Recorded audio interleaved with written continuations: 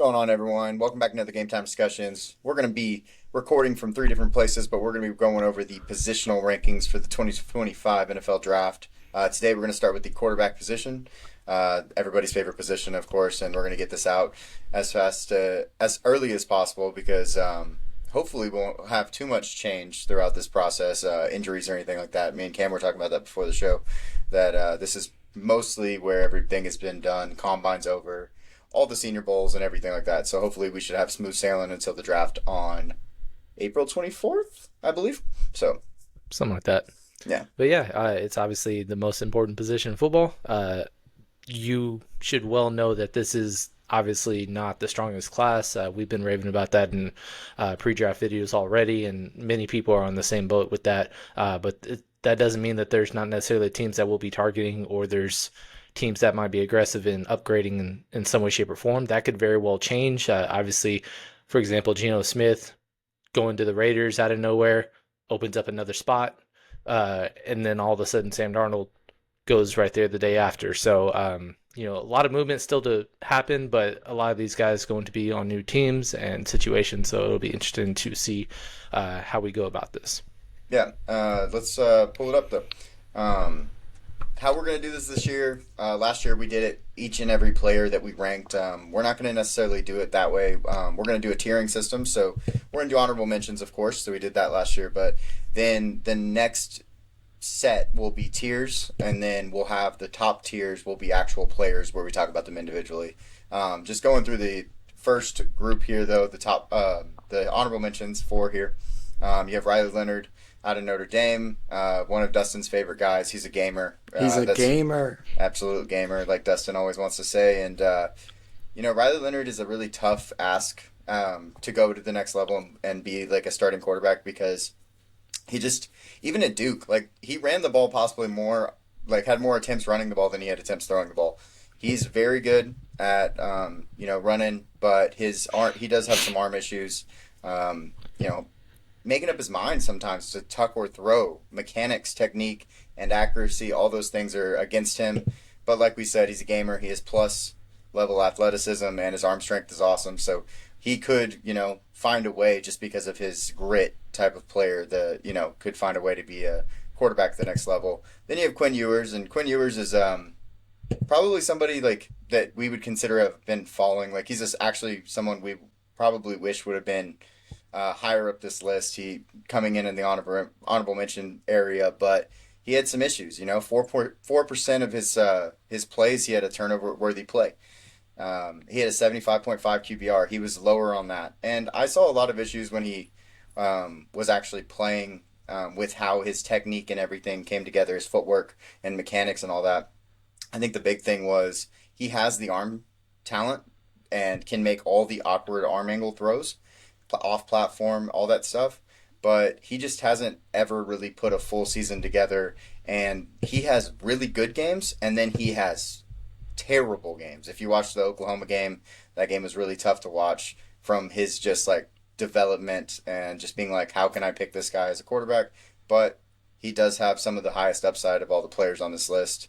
Next guy, Tyler Shuff. He is going to be 25 and a half basically when the season starts next year. He's going to be a very much older prospect. He's got a massive arm. He has some of the intangibles you want to see. But what we've talked about before is, if you're like, oh, he's probably the most mature of all these guys. Well, yeah, he's also 3 years older than some of these guys, including Right. Quinn Ewers, and Riley Leonard. So that kind of gives him that edge. But I don't know that I think that he just has, the production that I want to see. And plus, on top of that, like going through all those, he did go through a lot of programs, so that was good. But I wish I would have seen more out of him. And I know that he's climbing up boards, but he's going to stay down on our board a little bit compared to some of the other guys. And then the last guy is Dylan Gabriel. Had a great year this year. AP third team All American. He had the highest adjusted passer percentage, but he didn't have the best circuit after the season ended. Senior Bowl wasn't necessarily the most accurate guy. Then he went to the combine, wasn't very accurate, but he did have 7 out of 14 games this year at 290 plus passing yards. He's very savvy. But how he works is on timing, intelligence, and accuracy. and he kind of feels like almost like the Brock Purdy style, where he has to be perfect. And if he's not perfect, he's going to throw an interception. He can't force things. If he does that, it's not going to work because he doesn't have the arm talent to be able to put up with those guys at the next level. And he's also a much smaller quarterback, which hurts him. So arm strength, velocity, and he's just not an improviser. So that's his biggest issues. But I'm excited about all these guys. Like Cam said earlier, it's a down class, so I could see a team taking a shot on one of these guys before some of the guys higher up on our list just for that reason. But yeah. Yeah, I mean, this honorable mentions list is kind of a mixed bag. Four different styles of quarterbacks, almost Mm-hmm. four different sizes of quarterbacks, and almost four different ages of quarterbacks. All these guys have opportunities in the right situation to contribute on some way, shape, or form in the NFL level. But like Quinn, for example, like you mentioned, he was a high prioritized recruit, two-time preseason top 10 pick, and he's on the honorable mentions list in a bad class. Like that's just not a great look. Dylan Gabriel, just the size is just very, that's going to just keep him, as a lower priority for a lot of people. And then Tyler Show and Riley Leonard have the size, sneaky athleticism, especially for Riley Leonard. He didn't run a 40 at the combine, but, a projected time, at least according to Draft Network, is a 4.52. Yes. So a 6'4 quarterback, that's pretty solid for somebody to come right in and contribute. So that's just kind of my take on these guys is like in the right situation, maybe they'll be a good bridge or, find a way to become a journeyman type of quarterback like a Ryan Fitzpatrick or something of that nature. But it's hard to see a path of either any of these guys really just taking the reins and becoming a multi-year starter and taking the reins of a franchise. Yeah, I mean, we already touched on Riley Leonard being an absolute gamer. I love what he brought. The problem with him is I just don't know if it translates to the NFL. That athleticism for his level works in college. I don't know that he can do that in the NFL when he relied on it so much, and not like the Lamar Jackson style where he was ridiculously fast and could run designed plays that were meant to big or for big plays. It's more of he made the running work. Yeah, Quinn right. Ewers, I was what going was to say, that? Riley Leonard kind of feels more like Josh Allen Right. when Yeah. I think about him with his running style. Exactly. But, I agree yeah, with that. yeah. Quinn, you talked about the Oklahoma game. We referenced this a few times in our college football videos. He was hurt. I think it was very evident in the Oklahoma game, and he played through it all year. I think he came out and said that even. So it's hard for me to gauge. My biggest fear with him is his consistency. You mentioned good games, bad games. My biggest thing with him was even on his good games, he'll have a play or two where he just makes this outlandish throw that gets picked, and it's like, why are you throwing that? You have all this arm talent. Why just make a better play there? Schuff, I like y'all's analysis on him. I think he's going to be a really good QB2 in the right situation, maybe develop, but like you said, his age concerns me.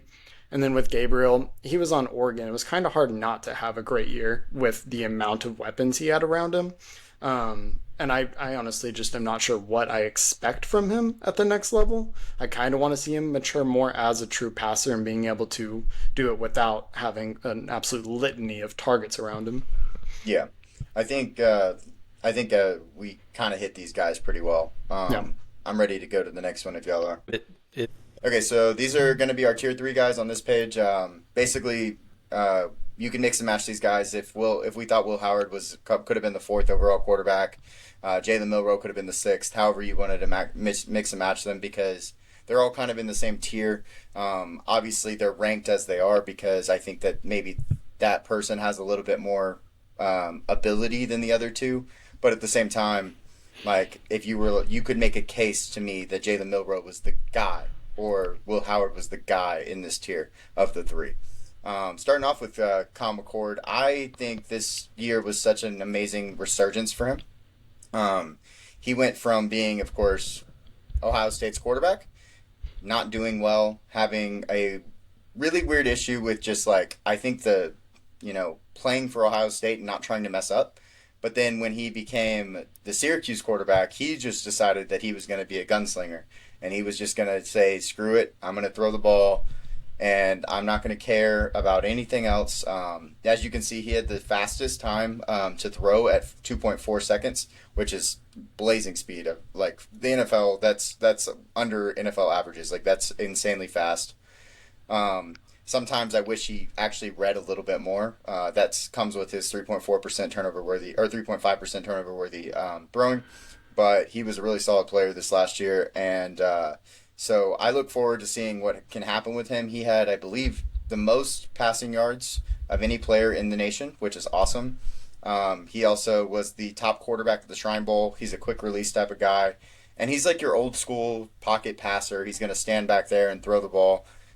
He's got some abilities with his arc and his pace. He had some really good receivers this year, so there was a lot of things that, really came together, and that's why Syracuse, I mean, they really outperformed what we expected of them. So, one thing with him is just he just doesn't have the mobility. Like, if we're going to, really talk cons, he just doesn't have a mobility and, high athleticism. He's kind of the statue-style quarterback in the back there, So I thought he was really unlocked at Syracuse, though, and I thought he looked really good. And then Jalen Milroe, this is going to be a guy that I think is going to have the widest range of outcomes for everybody. Because I think you could say Jalen Milroe is the third best quarterback in this class, and you can also say Jalen Milroe is the 10th best quarterback in this class, just depending on if you want to take on the project of all projects right here. But he has the best athleticism, so he's got elite athleticism. He had 3 100-plus yard rushing games. He's got the arm strength, ball explodes out of his hand, velocity. He's got possibly the highest ceiling of all these guys, especially in this grouping, but also possibly of everybody, if you can unlock him. I've seen some idea comps for him is like Anthony Richardson, but I think he's actually more like a Joe Milton, who actually played well this year with New England when he got in and looked fine. Will probably be a quarterback in a few years that we're like, hey, he could go find a job somewhere. I think Jalen Milroe is the same way, but you're going to need the time. If you're going to invest in Jalen Milroe, you're going to need a starting quarterback that's going to be there for a while, and you're going to need time to get him to, understand defenses, understand timing, throwing mechanics, all the things that you actually have to do as a quarterback. He has to learn still. He's actually probably more ready to be a tight end than he is a quarterback. And that sounds weird, but that's just kind of how he is in this class. And then Will Howard going and taking over Kyle McCord's spot at the Ohio State Buckeyes. He was one of the best quarterbacks in the college football playoff down the stretch. That's really what put his name so highly on so many people's boards, is just how he played at that end of the year. He has obviously had all the weapons from the Ohio State team, but he's good at throwing on the move. He's good at layering throws well outside the numbers. He's a pretty good athlete. He's obviously not Jalen Milroe, but he's a good athlete. He has the prototypical size, and I saw a lot of NFL-style throws from him, which is always good to see, I do also have some issues, though, because I think he forced some things at times, 3.1% turnover worthy thrower, but he was really solid. But I just think he's the floor guy. He's a really good floor guy. I just don't know that I see the insane upside with him that you might see with some of the other athletes, if that makes sense. So Yeah, I guess I have a question with one of the points you made. Obviously, Will Howard took over for Kyle McCord, who started his first he was there for 3 years at Ohio State in favor. And then he goes to Syracuse, balls out, leads the nation in passing, and then Will Howard goes on and helps Ohio State go over the hump Right. and win the national championship. What were the reservations about Kyle McCord and why they ended up moving on from him? And do you think that it was the right decision? And looking back on it, did it really work out for either one in a better way than it should have? Well, I think obviously Ohio State winning a natty says that Will Howard was the right decision, even if Kyle McCord would have won the natty. I think, Will Howard also is, he's going to be an older prospect. He's one of the oldest prospects. He had a lot of pedigree coming from Kansas State. I think personally, when you talk about the two, the best thing happened for both of them. Kyle McCord getting to go to Syracuse and light up the ACC, where, we knew the ACC had worse defenses and stuff like that, but Kyle McCord took every advantage he could. And then Will Howard going into the Big Ten and winning a natty and having opportunities to play for Ryan Day and Chip Kelly and all that stuff. That was such a big boost for him as a player. So I think both of them really benefited. And then, of course, I think that both teams benefited. Ohio State winning a national championship, and Syracuse also, you know, almost, you know, being able to get into the top three of the ACC, or get into the top three of the ACC. Yeah. So, Yeah, and then also I liked your point you brought up about Joe Milton. Obviously, different sizes. Milton is a mammoth of a quarterback and also can run out the gym. But he's the prototypical kind of preseason, like, hey, why isn't this guy even starting or have a job? But then all of a sudden you look, and after one season, he's in trade rumors, and Patriots are signing a journeyman backup in Joshua Dobbs. So it's like they're already moving on in a situation. Maybe that's to his benefit in the long run, because obviously they drafted Drake May for a reason. But it is just worth noting how, he's got all the talent in the world. He's going to have YouTube highlights of throws that just don't make any sense. And then all of a sudden it's just like the opportunities just never come. And it feels like there's something more behind the scenes of why those never do. Agreed. One to touch on what y'all were saying with the Kyle McCord and Will Howard. Kyle McCord had a great year in his last year at Ohio State. I mean, he went 24 touchdowns, 6 picks. I think with college though, the ability to run as a quarterback is so important versus not as important in the NFL. And I think kind of like what Emory said, it just gave both a better spot. Well, or Ohio State gets a really good throwing quarterback who can also run, expand the offense. Obviously they won the Natty out of it, but then Kyle McCord got to go lead a Syracuse team that doesn't have as many targets or, big publicity, and maybe the spotlight was a little too big. He goes to Syracuse and absolutely balls out. Yeah. I agree. I think Kyle McCord has the better prospect as far as an NFL quarterback because of his gunslinger ability. But Will Howard also did impress me a lot more than he did when he was at Kansas State, and felt like more of a runner who could also throw and make good throws too. With Jalen Milroe, I still just can't see him that. I mean, his athleticism is obviously off the charts, and he made good plays as the quarterback. I'm just having trouble seeing him as a starting quarterback, and almost see him as more of a Tyler Huntley. What do you think about that, Em? Well, it's fine, because I think that, like we said earlier, this class is not very good. Right. And I don't know that I think any of these guys are like shoe-in starting quarterbacks by any means. Sure. All of these guys are, probably backups for most of their career, spot starters, and then maybe one of them just turns into the prospect that, not only, got better when they got to the NFL, but then also like was capable of, playing as a starter at that level. The problem with Jalen Milroe is he's just so raw, but he also offers you ceiling versus floor. Jalen Milroe is really hard to gauge. Right. While the other two guys on the list is like, we know what the floor is. Will Howard might be a finished product. Kyle McCord is probably going to get a little bit better, but he's probably pretty close to his ceiling. So it's one of those things where, like, I don't know that I think any of these guys are actually starters at the NFL level, but I think all of them are, good enough, obviously, to make the top 6 on this list because of the talent in this class. Yeah, for sure. And then, yeah, and to comment on your Tyler Huntley thing as well, I mean, that makes all the sense in the world, but it's all about, who you're backing up, because if you're going to a situation where you're just a pocket style quarterback and the backup's Jalen Milroe, obviously it's going to look very different than like when Huntley was a 4-year backup for Lamar Jackson, and when he would go down with injury, it's not like he elevated Baltimore in any way, but he did enough to where it's like, okay, we can do the same things. But then he goes to Miami, and then Tua goes down, and their offense is unwatchable with him playing at quarterback. So it's just one of those things where, those types of starting quarterbacks are the ones that should really be targeting a guy like Jalen Milroe. Yeah. Agreed. Let's go on to the next guy. This is going to be our tier 2. Tier 2 starts off with Jackson Dart. Jackson Dart is the Mississippi quarterback. He was first team all SEC. He had 4,279 passing yards, which is really great. Some of the things, though, that you really want to talk about, he had 8 out of 13 of his games were 300 plus passing yards. He lost his best receiver in week 6, or week 7. I can't remember exactly when Trey Harris went down. He did have the first out of every quarterback, 180.7 QB rating, which is really good. We normally like to talk about QBR, but QB rating in the case that you're first overall and was really impressive. He's a plus athlete as a runner.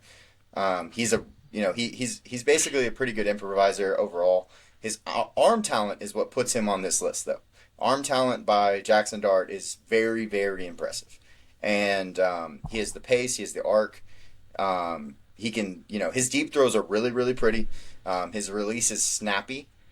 He can put pace on the ball, like I said, and he kind of has the multiple release ability with his arm angles, which is very nice to have.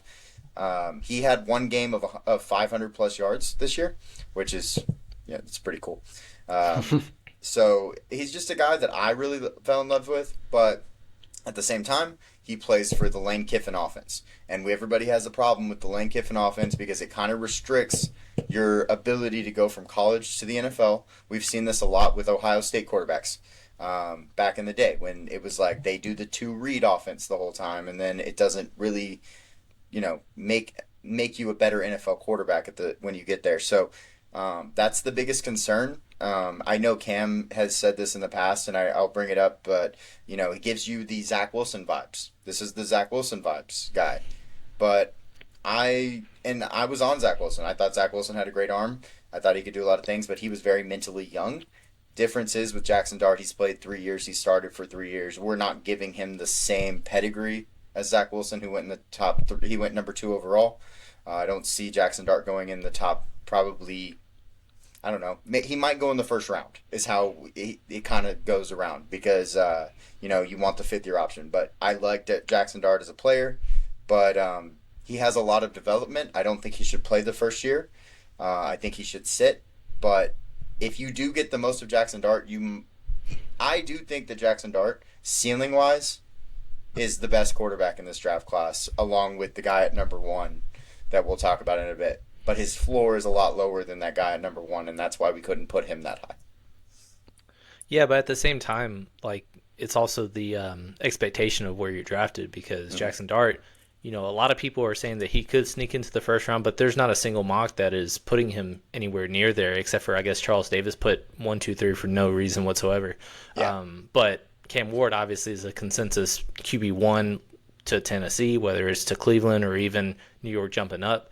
So he's going to be having all the pressure of you need to pan out based on your draft position. That's kind of like Daniel Jones, where Daniel Jones was a serviceable quarterback, but he got way overdrafted and put in a bad situation, and then all of a sudden your mind is wrenched on, he's a terrible because he was 6th overall pick and obviously is not a top 10 quarterback and is on a different team and all that stuff. So, yeah. But one thing that jumped out to me that was really fun and interesting is that just the basic stats, all 4 years, there was a steady improvement from year to year. Every single year, there was no hiccups. Completion percentage, yards, touchdowns, touchdown percentage, yards attempt, completion, passer rating, QBR. Every single thing went up every single year, which is awesome to see. And then, like you said, 3-year starter, so a ton of starts under his belt as well in the SEC of all places. So a lot of positive things to think about with him. Yeah, I'm super high on Jackson Dart. I love everything he brings to the offense. He was obviously very, for all the downfalls of Lane Kiffin's offense, it's also a ton of fun to watch as just a fan and viewer. And it made him a lot of fun. It helps that he, again, was able to mature in that offense for every year and continue to improve. I think my ideal for him is he goes to a team that has a really good veteran quarterback already and can learn how to make those reads at the NFL level because he probably didn't get that at the college level. And then I think if he does get that, and like you said, his floor comes up with that ability and the maturity and the intelligence of it, then he could be a good starter throughout his career. Yeah, I think what you're talking about is him going to the Rams and being behind Matthew Stafford. Behind Stafford, like I think that'd be great for him, in my opinion. I agree. So that's Jackson Dart at 3. And I think that one thing I want to say before we move over, but Jackson Dart is probably another guy that has a lot of outcomes on people's boards. Like I think there's some people that have him 6, 7, and we're going to have him at 3.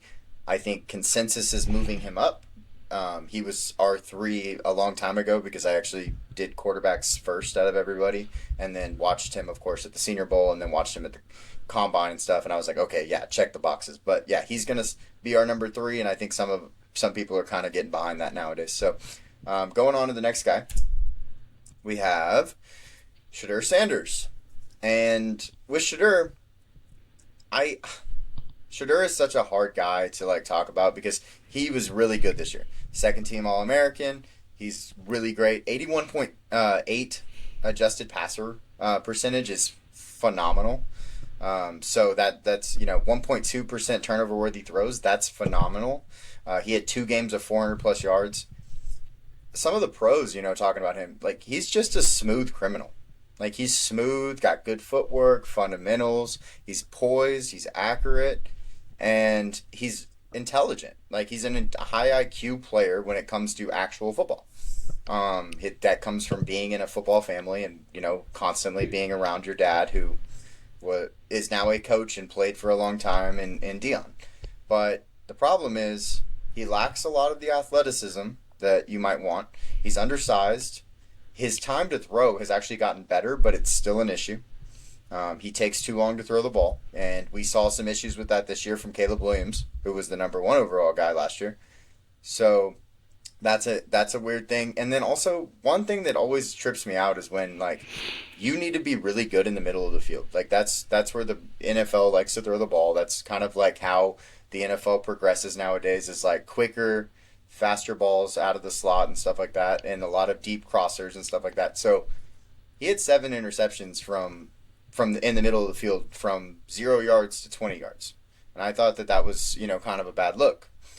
And then, like I've said, he just doesn't have the most talented arm in the world because he relies kind of like what we said about Dylan Gabriel. He relies on timing and, accuracy and doing those things right. That limits his ceiling overall. And I've seen multiple people put him number 1 as their quarterback, number 1, because of the fact that he just is a really good college quarterback.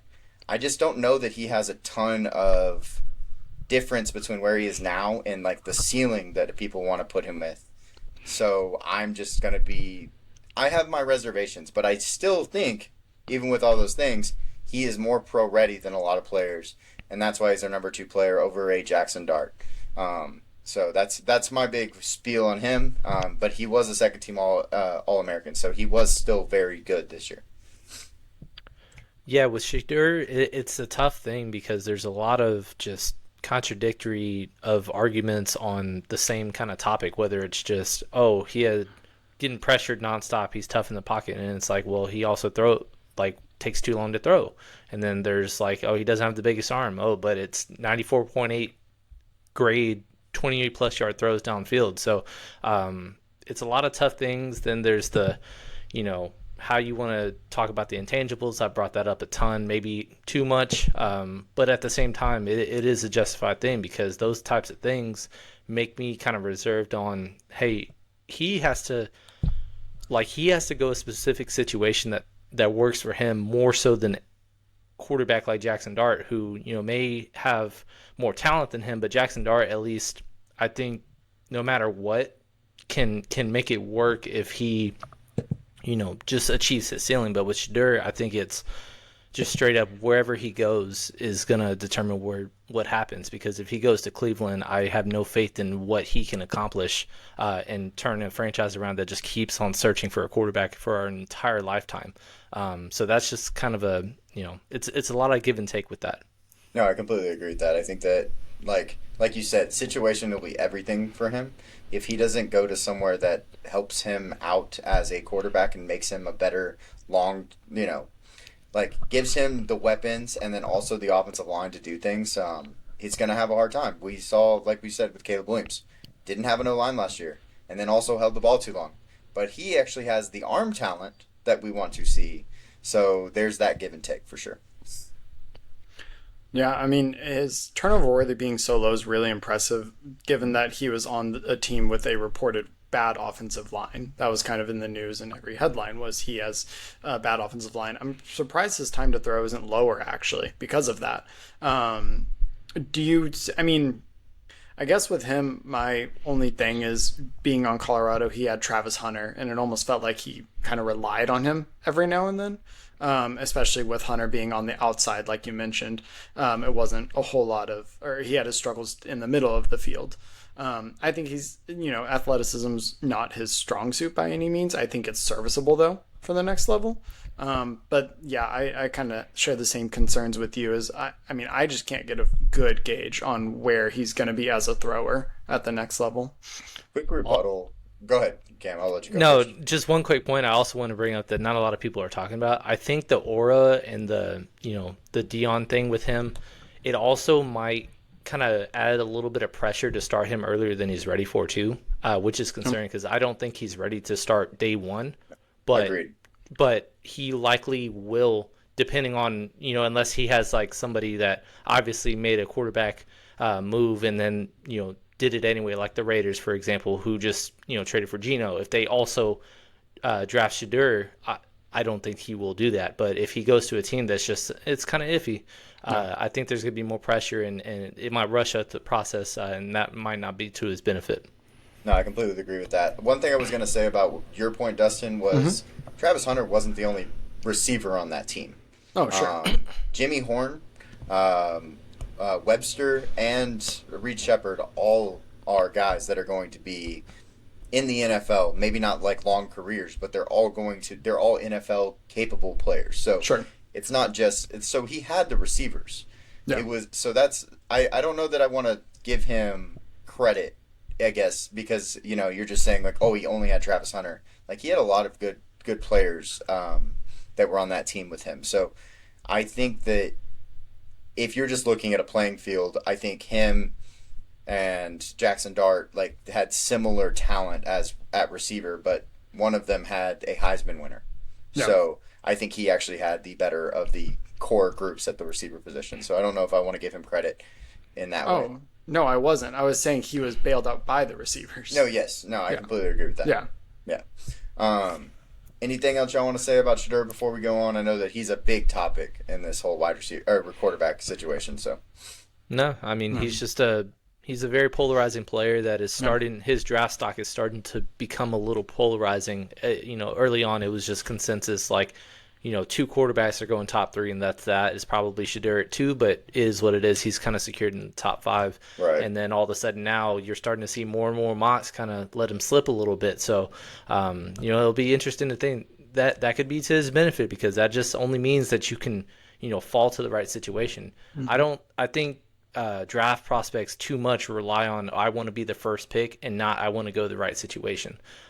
Because at the end of the day, especially at quarterback, there's less than a handful of guys in the history of this sport that can just go literally anywhere and doesn't matter, he's going to achieve his ceiling. And Shadur is not one of those like select few, obviously. So it doesn't matter if you fall to 17 if it's somebody that's a playoff caliber team trading up for you, like for example, at Pittsburgh. We don't know what they're doing at quarterback, and if they were to trade up for him and not start him, but saying, hey, you're going to be the future, and you have weapons around you, and a young line, and obviously our DK and Pickens discipline is defense. So you're not going to have to score 30 plus points to maybe win a game like a Joe Burrow or something like that. So that's just one last thing I wanted to say. for sure. Cam Ward, number 1 overall, and absolutely deserving of it for the combination of just moxie, I guess would be a good way to put it. He found ways to win all year long, and we talked about this on, I believe it was the draft. I think it was the draft. No, maybe it was the big board. But basically, the fact that he could win games when, he didn't have the talent around him that, you were like, oh, this is the guy that can, this is a team that can just go out and find a way. Like, you were like, Cam Ward is the reason they won that game. Cam Ward is the reason they found a way. Now, I'm not saying that he did perfect things. Like, I remember him throwing the ball back across his body into the middle of the field. And I think it was Noel Williams, who was a cornerback prospect in this class, picking him off because he makes bad decisions. But he is always going to give you a chance to win, and he's going to make other teams think about, like, oh, I'm uncomfortable. Like, this guy could win the game at any point. So, first-team All-American, 3 games of 400 plus passing yards, 10 games of 300 plus passing yards. Athletic enough to make defense account for him. So if you think about him possibly running, he can do that, but not like a great athlete and like a, Jalen Milroe or something like that. He has one of the best arms in like his really crazy arm angles and things like that. He's a very good improviser, and his pre-snap was actually very good to see. I actually was watching some of his film and was just like, dang, like I watched him walk up to the line and change the play and then throw a great ball on the perfect like type of play that he changed it to. You know what I mean? So I thought that was really good to see. He has some nice hole shots versus cover two. Throws players open directionally, so he can see the coverage and throw the ball to the correct placement overall. So that's good to see. And so I just think he's a really good arm. He has his issues, too many turnover worthy plays. Needs to move through progressions quicker. He doesn't have that mental all the time, or he's not sped up. He needs to speed his mind up a little bit. And when he doesn't have to use weird arm angles, he randomly does. So that's a little odd sometimes, but he gives you a chance. And if I'm going to take a chance on a player in the first 5 picks at quarterback, it's definitely Cam Ward. There's no question about it. Over Shedeur, over Jackson Dart, Cam Ward is the most pro-ready plus ceiling player in this class. No. Yeah, I completely agree with you.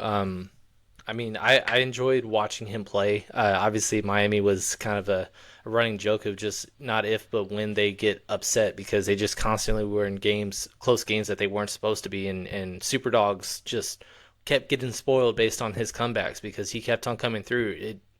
Whether or not they should have been down, like that's besides the point. At the end of the day, you have to have guys that can go win games.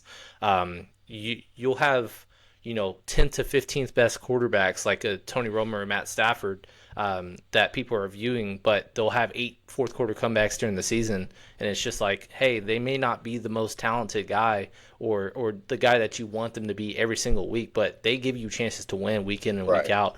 And so that to me, turnover worthy plays, like, yeah, there are frustrating moments, but at the end of the day, I don't care about turnovers as much if you are the one that's confident enough to make the throws, to make those comebacks and stuff like that. So that was one thing that stood out to me, was just like coming down 28 down in the fourth quarter against Cal. Again, no reason you should be losing to Cal, but not many can come back from 28 down in a span of 15 minutes, and he was able to do that. So that's why he's QB1 basically across the board in every scout's ranking, other than I guess Mel Kiper.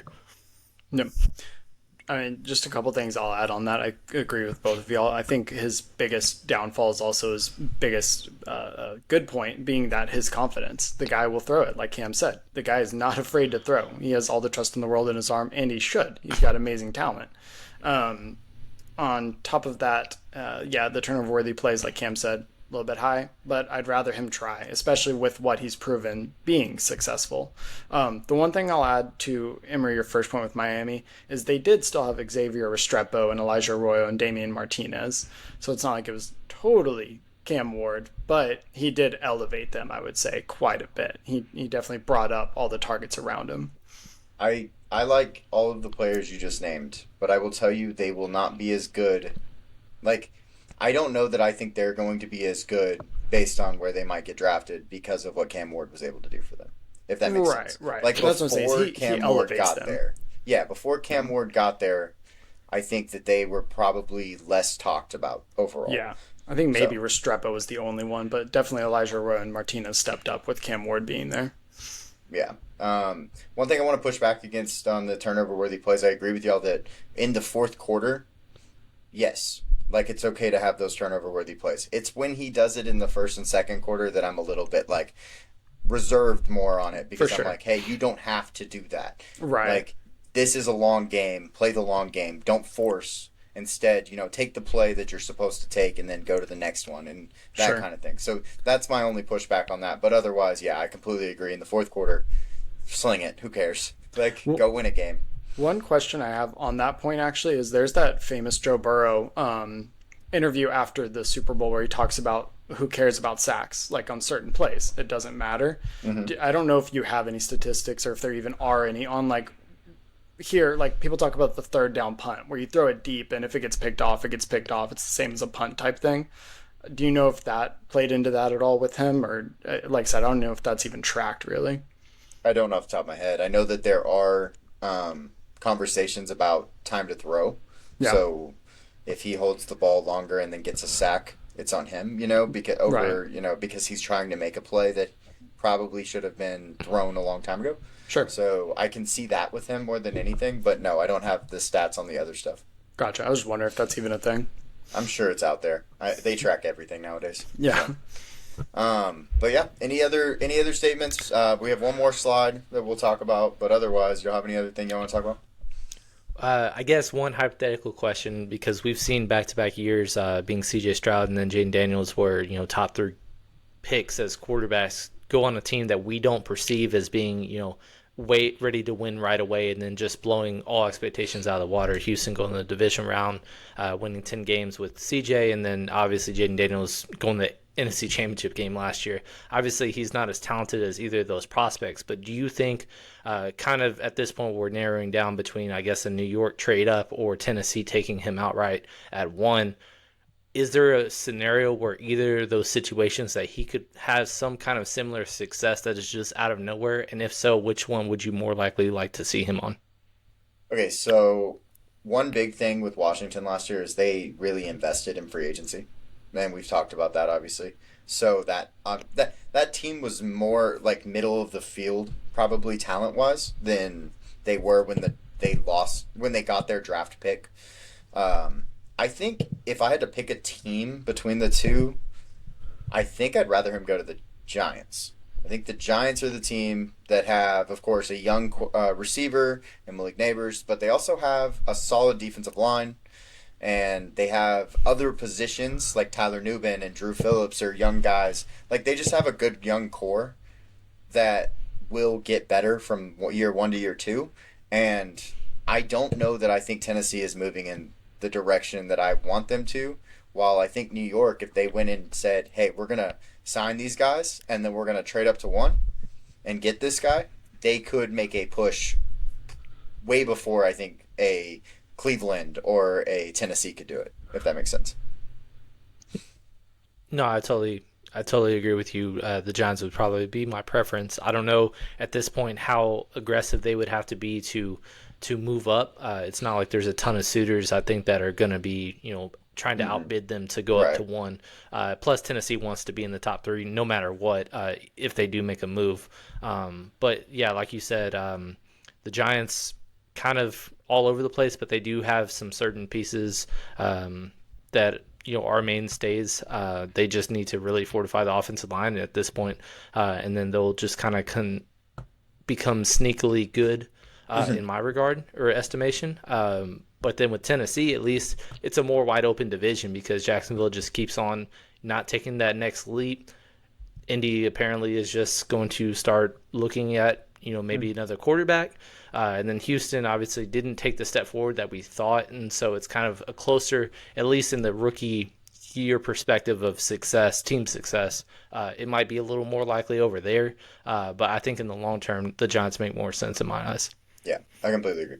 And then we're going to do one more slide. It's going to be ranking between years. And this is a very easy one.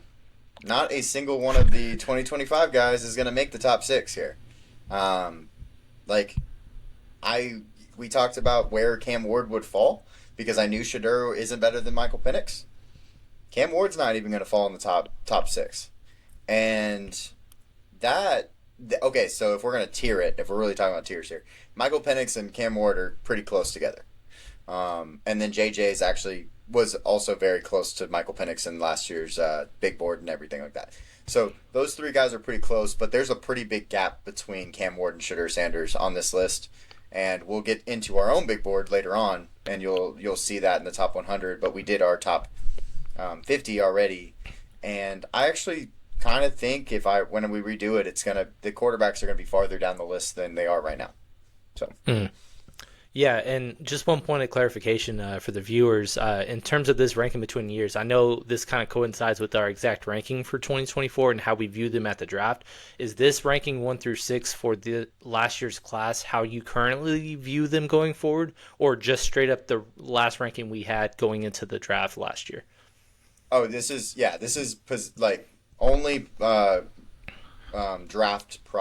position like draft rankings, because I don't think it's like you're gonna be wrong. Like I'm not gonna move Bucky Irving to 1 from last year's draft just because he had a good year. Like that's not really like when you do this stuff. Like you're gonna try to be as honest as possible, and this is our honest rankings. I actually think these rankings went really well when you just look at last year. Obviously, we top 3 were pretty by themselves, and then Bo Nix, JJ, and Michael Penix were all like guys that we were just kind of talking about and moving around. But that's exactly like what we thought, and I still think they're kind of in that same boat going into this next year because JJ hasn't played, so we have no idea. So I can't move him. Period. And then Michael Penix, he got a couple games at the end of the year, but so yeah, I think that these are rankings based on where they were ranked in their position during their draft year, and Gotcha. that'll be how we go forward from it. But there's no 2025 guys in the top 6. Yeah. Yeah. I do think it's a fun comparison and contrasting to combine years that are back to back. And I don't know why, draft scouts don't do it enough like this. But it's a fun talking point and stuff like that. But obviously, if people were to do it, I would anticipate Cam Ward probably cracks the top 5 above a JJ and a Penix. And then obviously would be, fighting with, Bo Nix for the 4th spot. But Shedeur, I don't think he has any argument to be in the top 6. And if somebody does put him there, I think it would be just recency bias in its entirety without kind of any data point to back it up, because Penix was that guy in Washington for back-to-back seasons. So his only thing was age and injury history, but Shedeur has the age basically that Penix had coming out. So it's not like there's really anything Shedeur does that he brings to the table that Penix doesn't already have, or if not, be better at it. Yeah, there's an arm talent difference. Like Penix has got way better arm talent and stuff like that. One thing that just to mention too, it's like when you do cross rankings, you look at everybody else's big boards and you're like, well, how can you have Cam Ward at number 5 overall, but also have him at number 5 of quarterback? On like a list like this, if you move Cam Ward to number 5 here, that means he would have been, in that other class like 7 or 8, wherever you had like Bo Nix, he has to be behind him. So it's just one of those weird things. Like you can't really. That's why I don't like big boards based on position value. How people are doing it nowadays, because when you have Cam Ward at number 5 and you're like, but I think Bo Nix was a better prospect. How are you going to rank him? Like, how are you going to rank them together? It just doesn't work. So I think that's a very interesting conversation to have, and that's why we rank based on talent. Bo Nix, I think, was our 29th ranked, overall player, and JJ was in like the mid 30s, and Penix was in the mid 30s. Well, Cam Ward will probably be mid to late 30s, just like those guys, because that's how their talent is. It's, and it's also based on class, of course, and things like that. But that's something that I think should be important when you're talking about this stuff. And then one last question that barely even matters, but 2, I guess, honorable mentions that didn't make the top 12 that have similar kind of career arcs of just being high recruits that, move schools, preseason top 10 picks that, obviously didn't pan out, and then draft stock plummets based on when they go to the draft. Spencer Rattler versus Quinn Ewers, who would you rather have?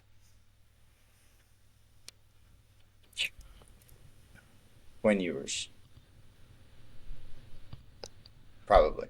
Yeah. That's a fun I didn't even think about it. That's a great that's question. a tough one. Because Spencer Rattler was probably the 7th best quarterback in that class last year. Mm-hmm. So, but yeah, let me stop sharing.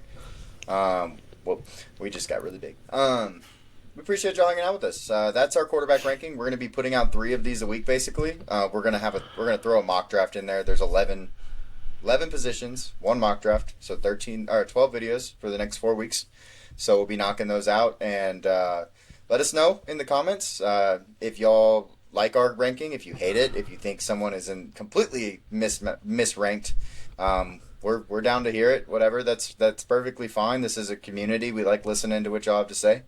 So yeah. Yeah, we appreciate you guys tuning in. Please leave a like and a comment on how you view this class, and maybe place a matchmaker on who or where you would like to see some of these guys end up. But if you haven't already, please subscribe. Join this community. We're on the road to 250. Having a whole lot of fun. Dusty's doing a great job covering March Madness. I'm trying to start all the craziness that's going on with free agency, because we were like, we don't need a video after the first day, and obviously there's been a whole lot of movement just from today, let alone not including what happened over the weekend. So I'll be making sure that we're up to date on all of that, and then draft videos, that's going to be the main source of our content for the next couple months, culminating with a very, very fun live stream draft party whenever that official date is for that Thursday night. Absolutely. Yep. We All right. appreciate it. Thank y'all very much.